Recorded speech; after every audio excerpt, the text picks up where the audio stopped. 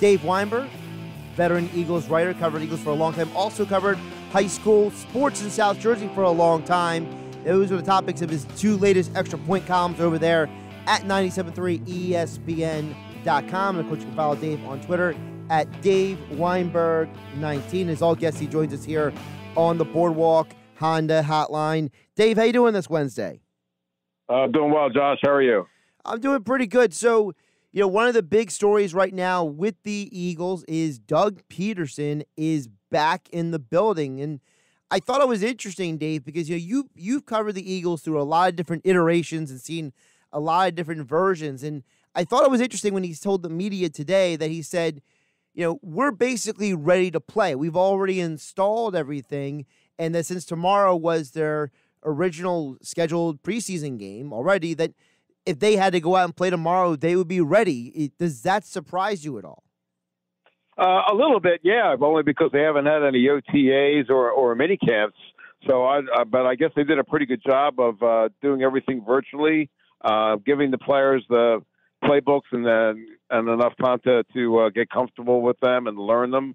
I don't know about being ready to play, though. I mean, it's one thing to know the offense, but to be able to actually execute it without hardly any practice time, I think that would have been a pretty difficult challenge for them. But it's encouraging, though, that they seem like relatively on schedule, especially considering everything that's happened.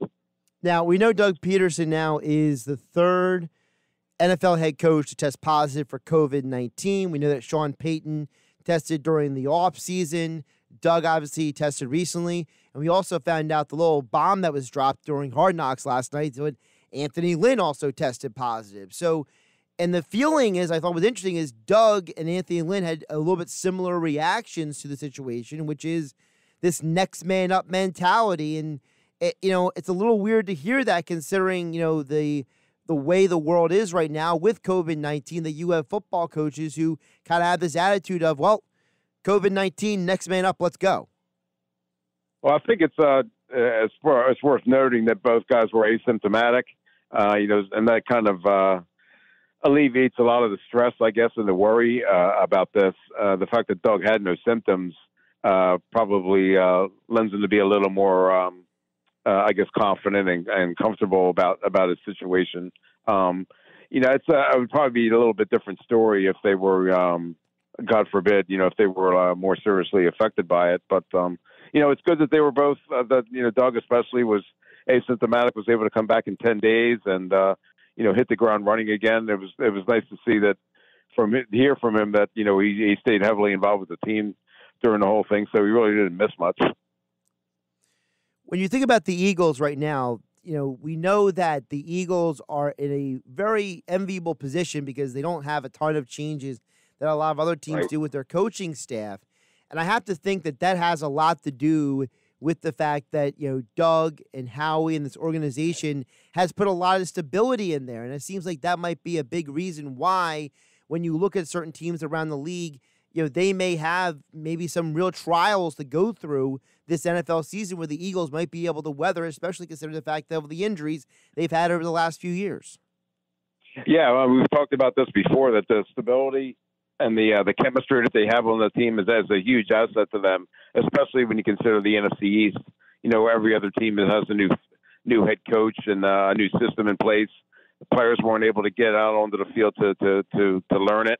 And this goes for both veterans and rookies. So the fact that the Eagles are here, know what to expect. That's why I guess it was a little bit easier for them to install their offensive defense, because most of the guys already know it anyway. It was more of a situation of maybe getting the rookies and the newcomers more comfortable with it. But, that's going to enable them to hit the ground running, so to speak. And I would think that's going to give them a huge advantage, especially earlier in the season.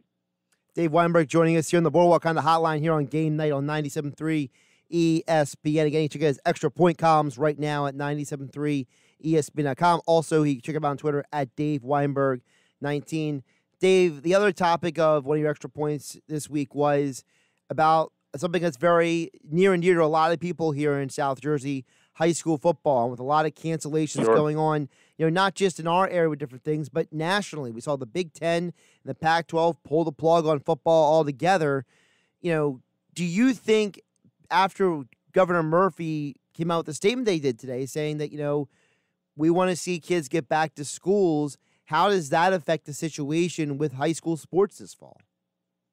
Yeah, it's going to be really interesting how this is going to work out. I mean, I really hope that I'm wrong. I hope that, they do find a way to play because, everyone knows about the positive, the benefits of high school sports on young kids, student athletes, just their overall well-being, both mentally and physically. And, it's proven that, they generally get better grades. They're more confident and comfortable with themselves. And to take that away would be really tough. But honestly, Josh, I'm not really sure how it's going to work. With all the growing number of cases, and I know that, the statistics suggest that, young people aren't really affected by this, but all it would take would be for one, tragedy to ruin it for everyone. And, God forbid that would happen in our area. And I'm really hoping that it doesn't.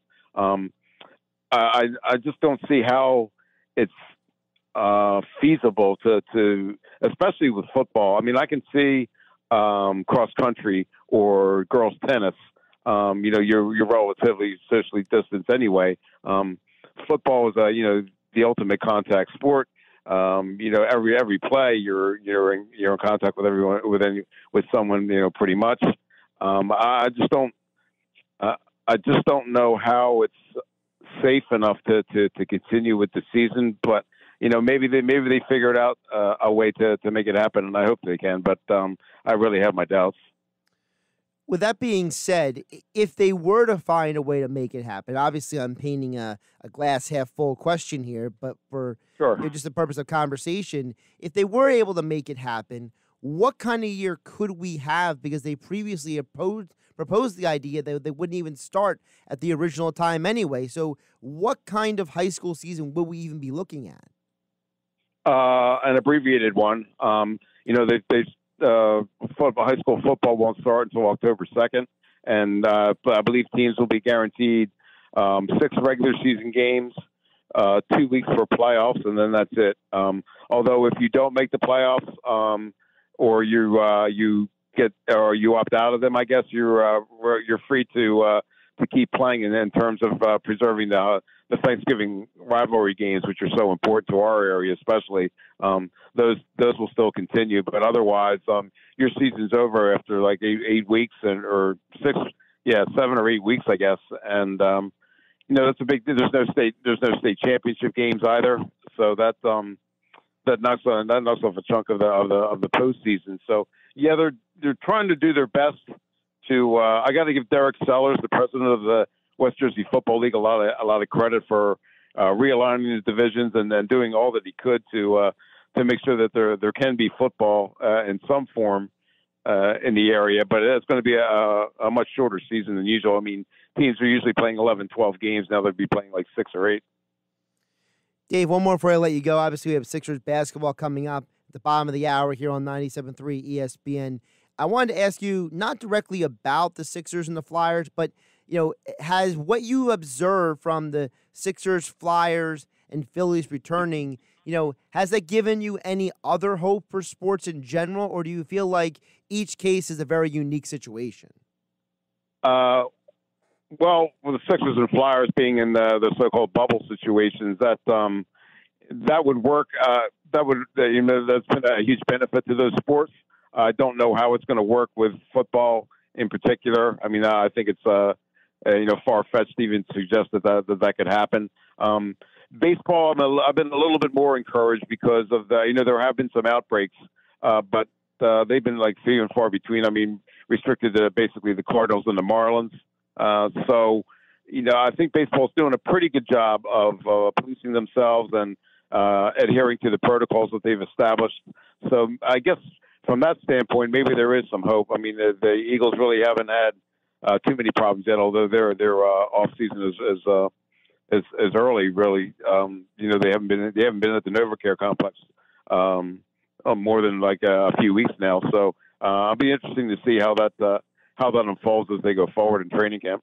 Absolutely. Dave Weinberg, follow him on Twitter at Dave Weinberg19. Of course, you can catch him every Wednesday here on Game Night for a Weinberg Wednesday here on 97.3 ESPN. As all guests, he appeared on the Boardwalk on the Hotline. Again, check out his Extra Point articles right now at 97.3 ESPN.com. Dave, appreciate the time. We'll catch you next week. Sounds good, Josh. Thanks again.